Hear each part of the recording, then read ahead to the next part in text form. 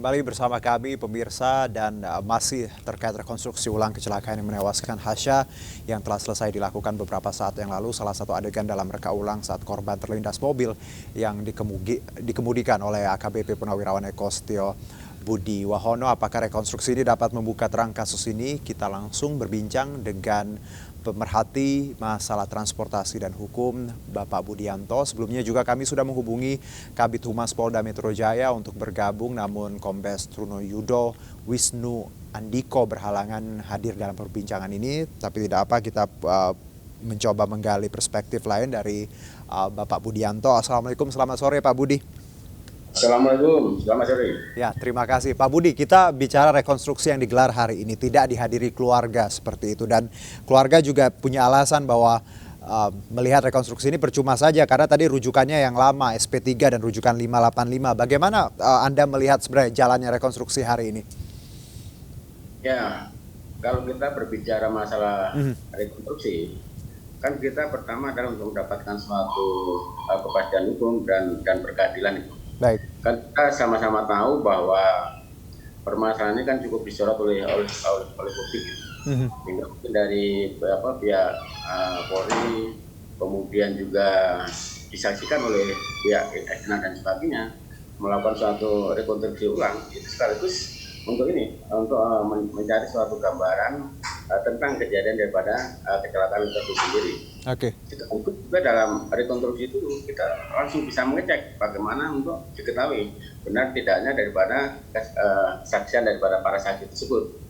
Sekaligus untuk merekonstruksi juga kira-kira tepat nggak bahwa yang bersangkutan ditetapkan dari status tersangka. Oke. Kalau bicara hasil Pak, ini yang juga kenapa pihak keluarga tidak hadir, karena keluarga menilai ini sia-sia karena rujukannya yang lama. Kalau kita lihat dari rekonstruksi, apakah bisa Pak dalam satu rekonstruksi hasilnya berubah dari hasil yang pertama?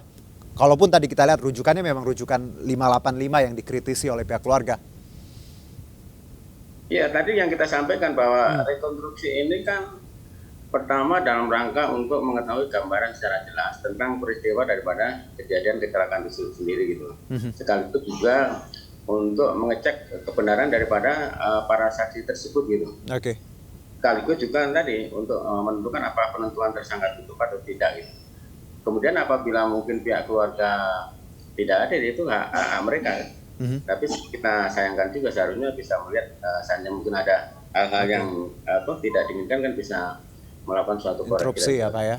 Jadi sebenarnya kalau keputusan untuk pihak keluarga tidak hadir cukup disayangkan ya Pak Budi ya, kalau dari perspektif Anda? Iya, betul. Jadi dengan kata lain bahwa sebenarnya rekonstruksi ini pun ya tidak semata-mata hasilnya akan tetap sama, bisa saja berubah ya Pak Budi ya? Ya tergantung pada tadi. Kan tadi ya, hasil dari rekonstruksi itu kan untuk mengecek ya. Mengecek tentang kesaksian para saksi yang sudah dituangkan dalam berita acara, termasuk juga untuk mencari suatu kepastian tadi.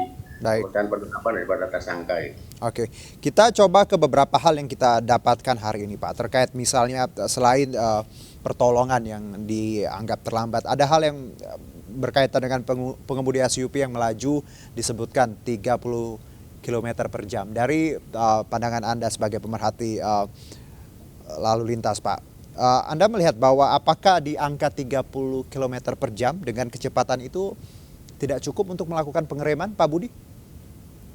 Ya gini, karena kemampuan pengemudi itu gini, bahwa kemampuan pengemudi itu kan sangat tergantung pada situasi. Baik. Kalau mungkin dengan korban jarak 1-2 meter memang kesulitan juga untuk kita melakukan suatu pengereman. Tapi yang jelas dalam rekonstruksi tadi kan sudah dihadirkan juga dari pihak luar eksternal, termasuk para pakar, termasuk juga para akademisi, termasuk juga melibatkan Korlantas menggunakan suatu TAA, Traffic Analysis Incident, itu yang bisa merekonstruksi juga bagaimana pada sebelum kejadian, saat kejadian maupun pasca kejadian. Oke, jadi traffic yang accident analysis hari ini sangat bisa menyimpulkan ya Pak ya, terkait bagaimana tadi angka 30 km per jam tadi ya Pak Budi ya? Iya, nanti saya yakin dari penyidik juga memeriksa para saksi ahli juga, mungkin dari APM dan sebagainya, berkaitan dengan masalah mekanisme kerja suatu kendaraan kan nanti bisa dilihat dari keterangan para ahli. Oke, kalau terkait warna mobil Pak, ini juga yang menjadi sorotan hari ini yang berbeda dengan rekaman CCTV saat kejadian. Apakah ini hal yang lumrah Pak Budi terkait mobil warnanya berbeda, berarti dengan jelas berbeda dari mobil yang digunakan pada saat kecelakaan? Ya saya kira kan bisa dilihat pertama dari nomor polisinya kan, nomor polisinya bisa nomor polisinya bisa ketahuan. Gitu. Kemudian kan itu kejadian malam sudah gelap ya, bisa aja mungkin salah persepsi dalam melihat warna mobil kan bisa terjadi. Tapi sebelah semua kan bisa di cross check sebenarnya masalah warna kendaraan bermotor dari mulai nopol, kemudian di daftar registrasi dan identifikasi kan jelas. Baik. Nomor sekian mobil. Tapi harusnya memang menggunakan mobil yang sama ya Pak ya? Ya yang sama, itu kan yang sama itu mobil itu. Walaupun tadi warnanya juga dianggap publik beda ya Pak ya? Ya itu kan persepsi ya. Nah, persepsi. Karena itu malam mungkin ya, kan malam bisa juga mungkin penglihatan mungkin apa dan sebagainya. Nanti bisa ditanyakan kepada penyidik. Terkait dengan pertolongan Pak, ini juga yang menjadi poin yang banyak disorot media hari ini terkait bagaimana penabrak tidak menolong langsung tapi menghubungi ambulans, dan ambulans sendiri kita tahu 30 menit kemudian baru datang dan butuh juga 15 menit tambahan untuk lalu baru mengangkat Hasya dari TKP.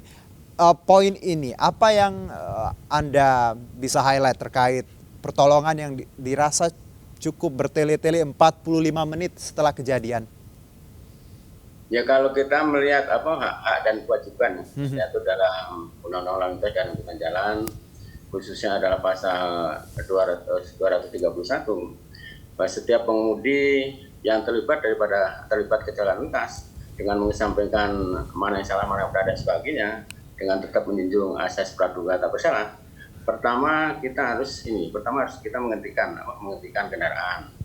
Kemudian kedua adalah menolong korban.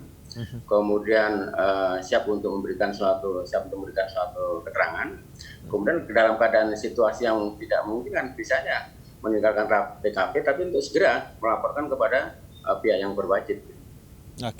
Dari kronologi yang beredar, apakah menurut Anda penabrak melakukan kelalaian di sini atau salah dalam prosedur tadi pertolongan dengan hanya meminta ambulans tidak menolong langsung, Pak Budi?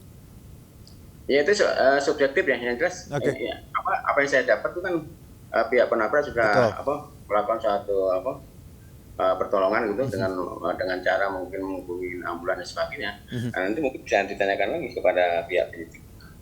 Baik. Pak Budi, terakhir mungkin kita tahu ada tim asistensi seperti itu yang dibentuk dari internal dan juga eksternal. Seberapa efektif Anda melihat bahwa nantinya juga output ini akan cukup mengakomodir banyak pihak? Ya, saya kira bentuk suatu keseriusan daripada pihak kepolisian untuk mengungkap kasus ini secara transparan dan objektif, sehingga bisa masing-masing pihak bisa menerima, terutama dari aspek hukumnya gitu.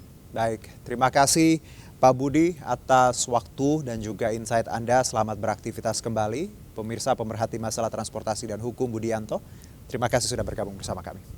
Sama-sama. Dua terdakwa kasus pembunuhan berencana Brigadir Joshua Huta Barat, Putri Chandrawati dan Richard Eliezer menjalani sidang pembacaan duplik sesaat lagi.